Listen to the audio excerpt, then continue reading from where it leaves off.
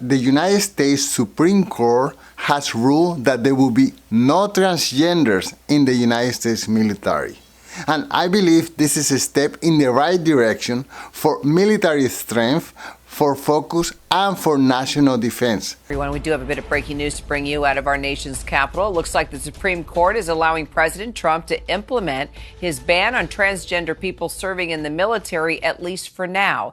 What this means, Kira, is that the Trump administration can now begin to discharge transgender service members who have served their country for the last 4 years in the United States military. There are about 4,200 active duty troops who are trans, according to the Pentagon figures. But what the court is signaling today is that the President of the United States is owed broad deference over how the military is run and who they can allow into the military. Defense Secretary Pete Hegseth has argued that transgender service members pose a problem for unit cohesion and military readiness, lethality. And here are commentaries by Secretary of Defense Pete Hegseth, who believed that the military must prioritize lethality over wokeness. But then the president, after he said that, went on to say, I need you and I want you to restore the warrior ethos in our military, full stop. And that's been my first priority since day one, is restoring the warrior ethos. It's one of the most fundamental of those three objectives.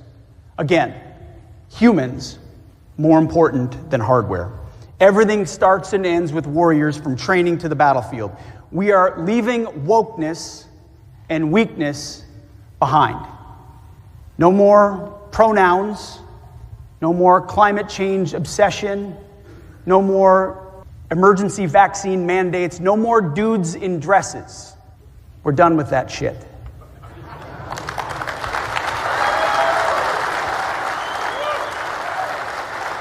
We're focused on lethality, meritocracy, accountability, standards, and readiness.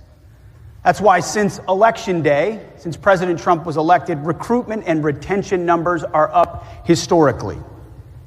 Attracting military service is something Americans have long been attracted to, but more so when they see leadership they want to follow. They want to be in disciplined formations that value them not for immutable differences, not for the color of our skin or gender, but because of honor and integrity and grit and patriotism.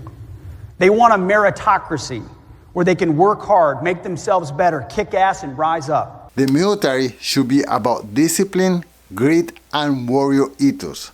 There is no room for wokeness when national security is on the line. Thank you so much for watching.